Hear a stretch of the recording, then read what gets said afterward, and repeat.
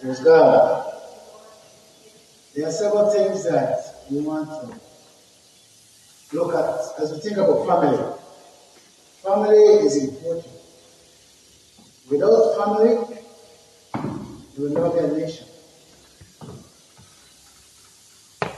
And without a nation, you will not be family. So we have to bring together one man, one woman, and then they continue.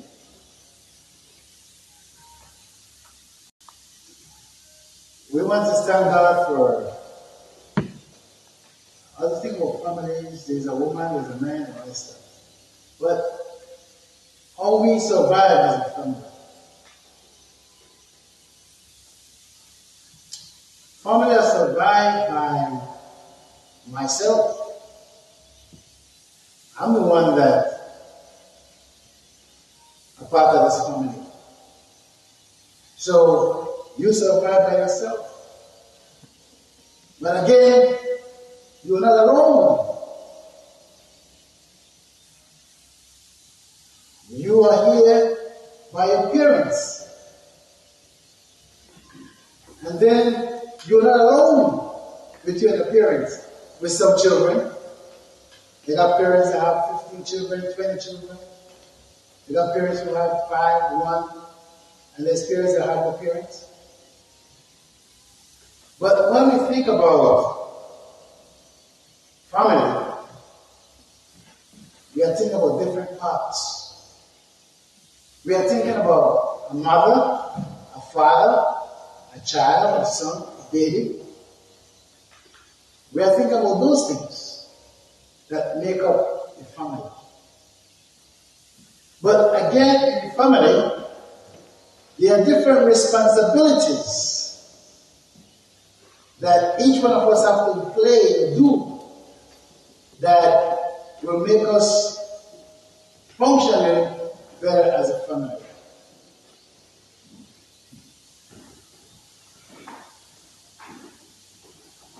When we look at Jesus, we look at Jesus as a perfect man.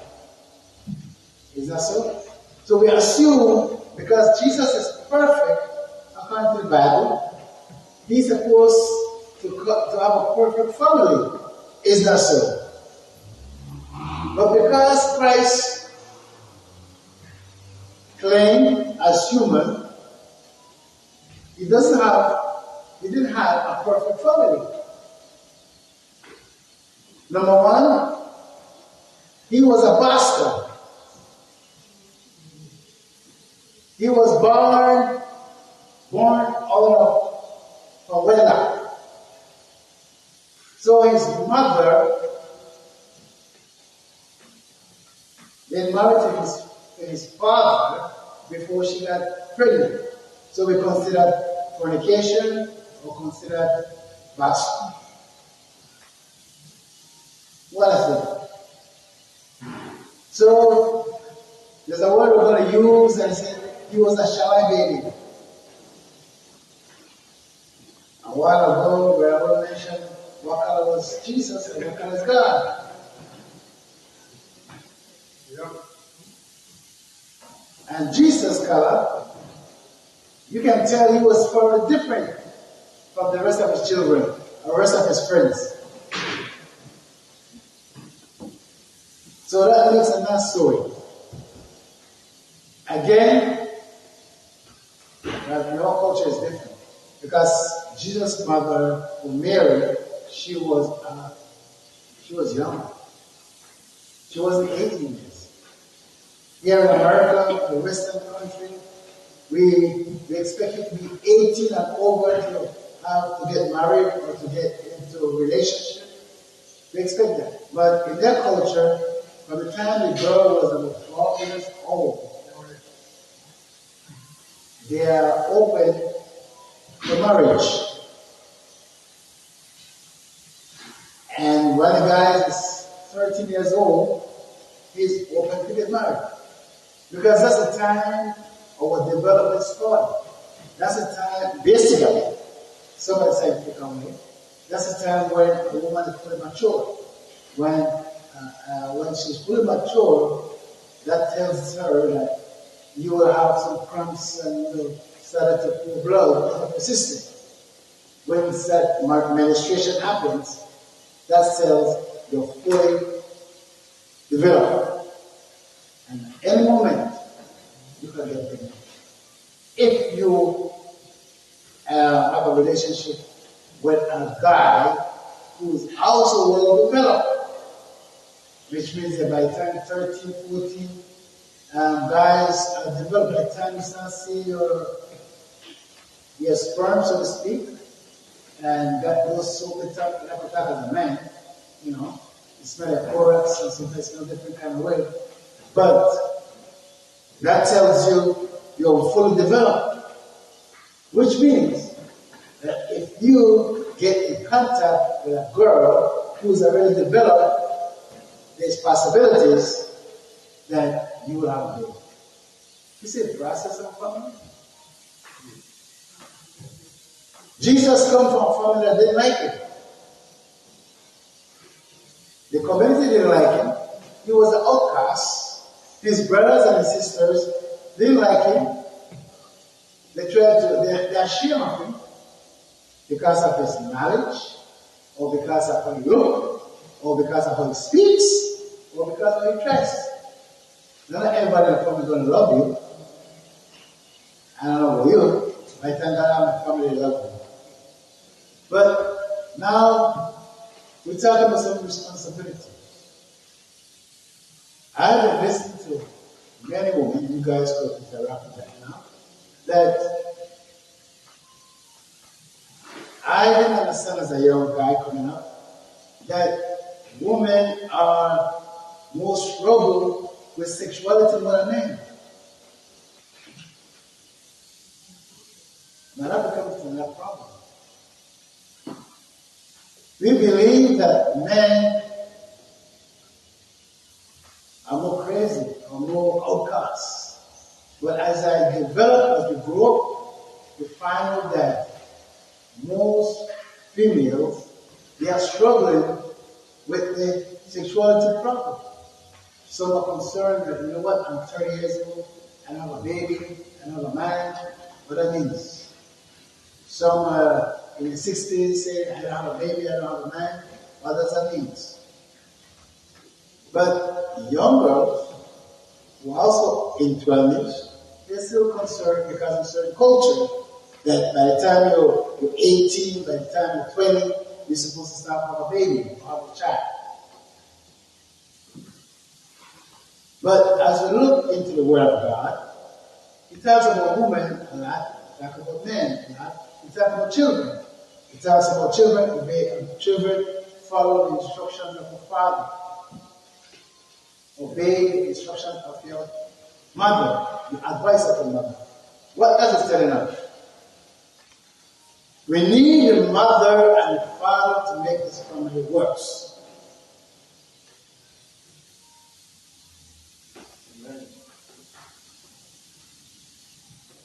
The child in most homes, they kind of link to the mother in most homes. And why? Because the mother are developed in a way to be nourishing.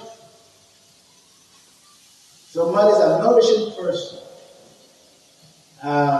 So they have developed or they have built within them to be a caring, compassionate person. That's why I find some women are very kind, they're very compassionate, they're very friendly. And they're easy to get distracted.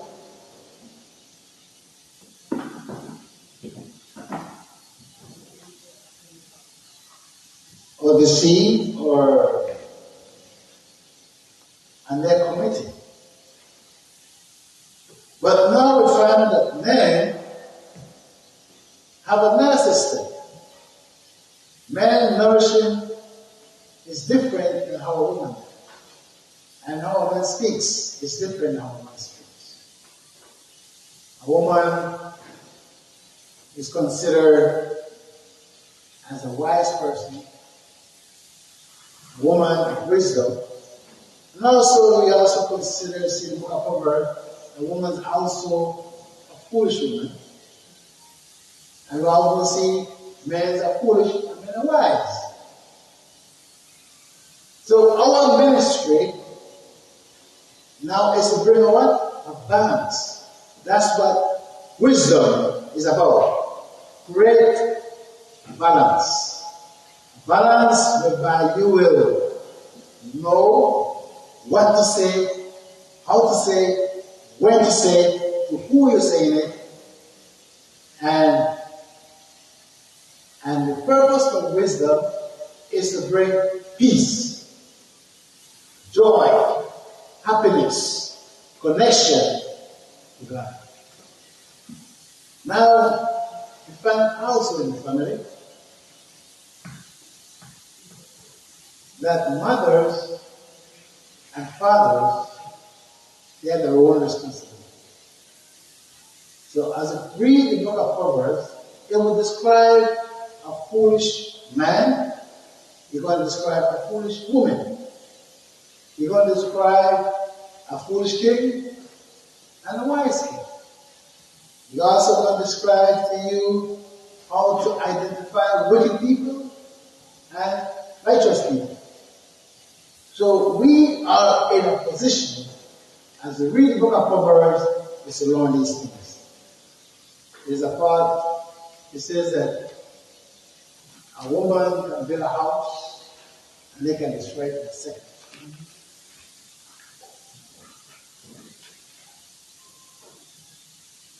But he also says that a house that built on wisdom will stand strong.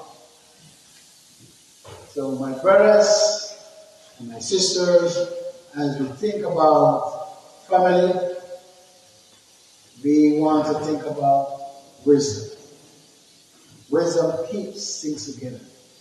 Keep people happy.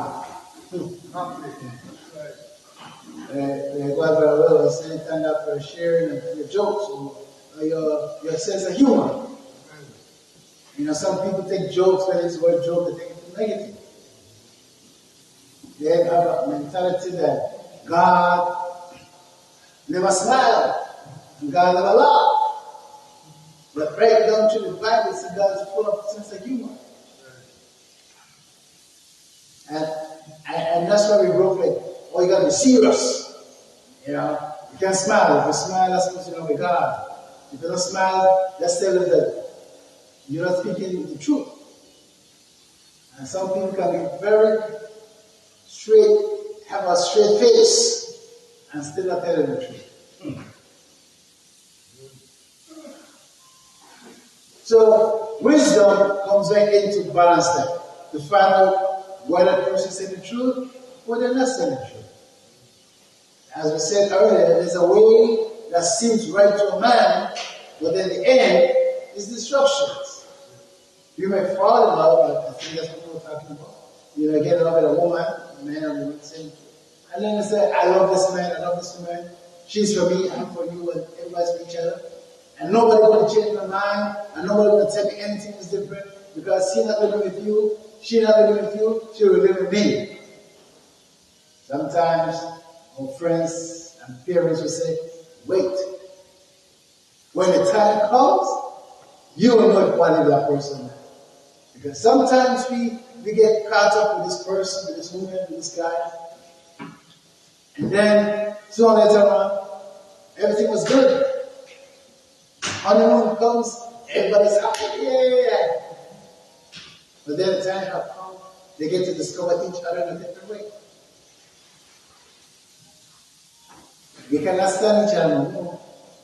You're the person I love, you're the person I want to be with, you're the one that nobody can tell me nothing wrong about you. I love you, and this stuff.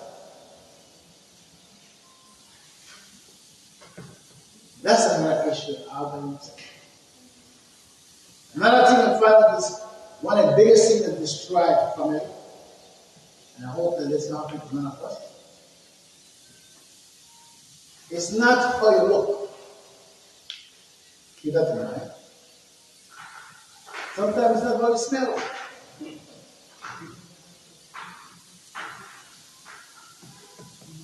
One thing I build is love, and another thing to destroy the family.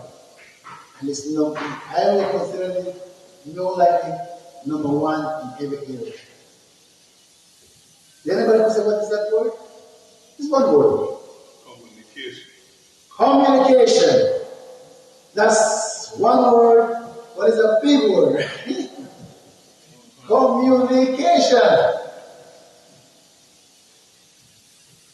I just look at the word come, which means together, common, same thing in harmony. And then unity is that we are one. So we got one thing in common. So we can relate. So we call it communication. There's several things that some men, both male and female. If I say man, woman, it's okay. Unless we don't want to make a specific thing about it. But the thing is that we have a problem of communication. It doesn't matter what culture you come from. It doesn't matter where language you speak. But it doesn't matter how you communicate. I used to talk to our friend Brother John from I couldn't speak Spanish, I couldn't speak English, he couldn't speak English, and she couldn't speak. But we communicate. We talk, I don't know what we talk, but we communicate. Communication can be in the area of understanding. You can say a lot of things, good words, but if we don't understand, we're still not in communication.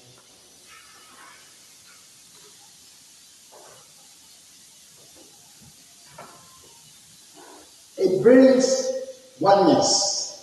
How we communicate? Number one, we communicate by sharing our opinion.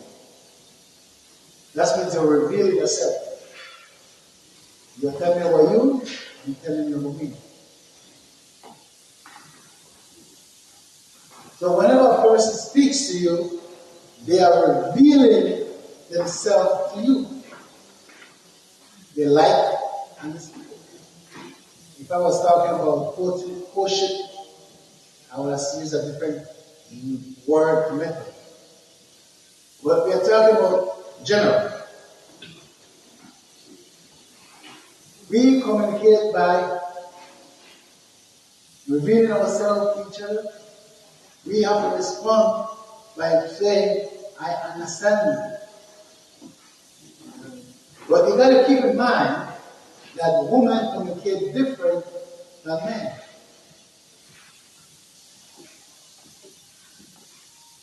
So when you think a woman is saying this, and you may go along with it, sooner or later on is primitive.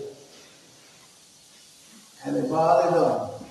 And they make a lot of noise. And they say, you don't understand? No, you don't understand. Why? Because we communicate differently. That means we weren't paying attention. Or that means he wasn't clear about what you want to clarify. So we still have a problem. If we don't clear and if we not understand, what are we supposed to do? Ask questions. And when we ask questions relating to the situation. Another thing that when communication is disconnected or it's not clear, then we create another system. And the system that we created is rebel. You know what is rebel? Someone say you're a rebel? You are not your own. You are fighting against the system. You are a rebel. You don't respect your ideas. You don't respect the system. You don't respect, you fight against. Now, why have to fight against? Because we don't communicate. We don't understand. Which you know, a family is supposed to be in harmony together. Isn't that so? That's what communication is about. So we started to fight against each other. We fight against our leader. We fight against our family. So there's another word that comes out. Oh, this is where it's coming out. We say, because we are a rebel and we don't want to communicate and we don't want to respect and we don't want to love and we don't want to be told about anything, what we use the word? No one will control you. So you go different direction because now we want to bring it together, and because we use the word to come together, no, nobody can control it. So we use the word not to be controlled. So that becomes another system. But I want to close out this statement is that there is a difference between compromising and controlling.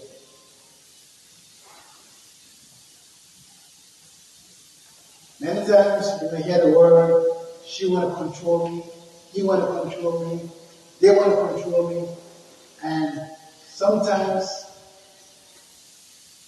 it's good, and sometimes it's bad. You got to use wisdom. Now I'm talking generally. Compromise is a word that sometimes they use. What compromise is telling you, you have to agree with me. That's what it's saying. Leave what you know or leave what behind and then deal with me. That's what compromising is. So I'm compromising myself with you.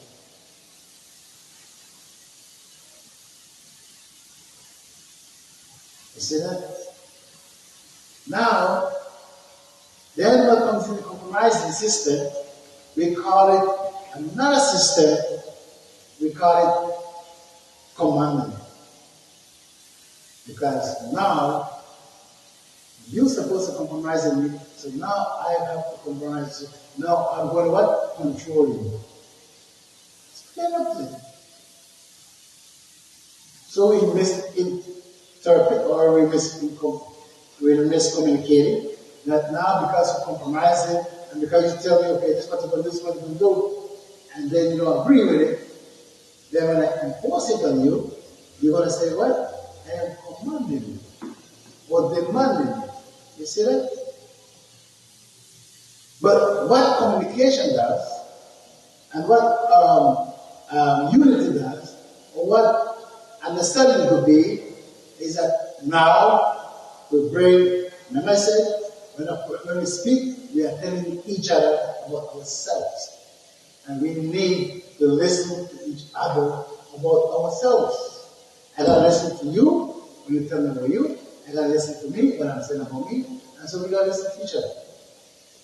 Through that process of listening to each other, now we make a rules. You make a rule whereby that this is what we're going to do? Yes. This is how we're going to do it? Yes. This is how we're going to say? Yes.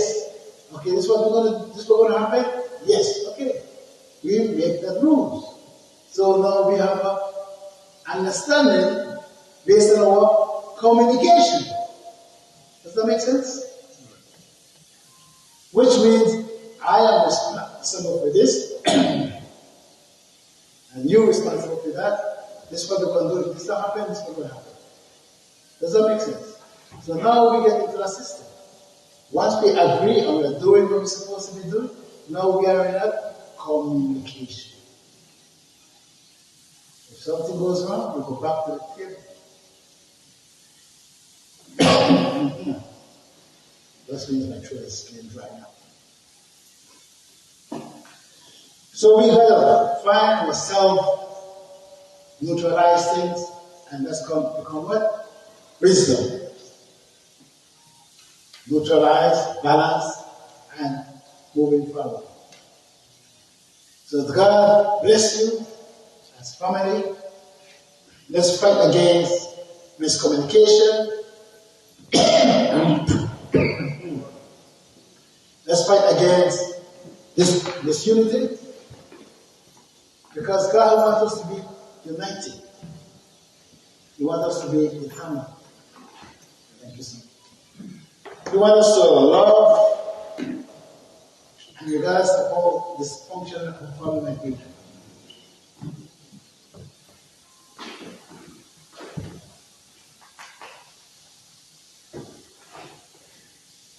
Did you understand each other so well?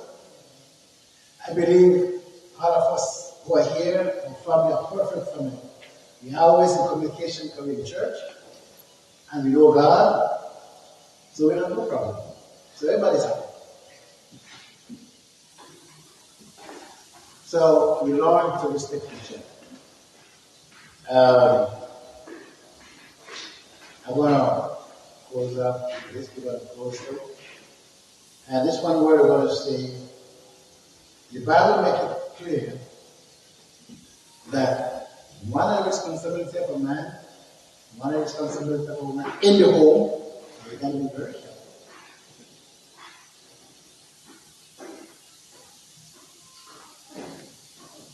Or in marriage. So everything has its own context, okay? And what it says that the man is supposed to love the woman, and the woman is supposed to what? Respect the man. So we get kind of confused in that area, whereby we want the man to what? Love us, and the man wants the woman to respect. But sometimes we don't realize that love is much stronger than respect. But some women decide to settle for the man to respect her. The man is supposed to respect the woman. The man is supposed to love the woman, no matter what. The woman is focusing, respecting, not love. The man is supposed to love the woman, and the woman is supposed to respect the man. That's why most of the time when they tell a woman to love me, he said, respect me. Because that's the role of the woman. That's the role in the home. But you don't realize that love is a more higher and stronger part of the relationship. So if I love you, I'm going to respect you, and I'm going to do everything for you. But if I just respect you, and I don't love you, then there's another problem. Alright? But as we continue to go forward, let's keep our family together. Know our responsibility. Let's keep our unity. Let's listen to one another. Let's cooperate with one another. Let us be in communication. God bless you.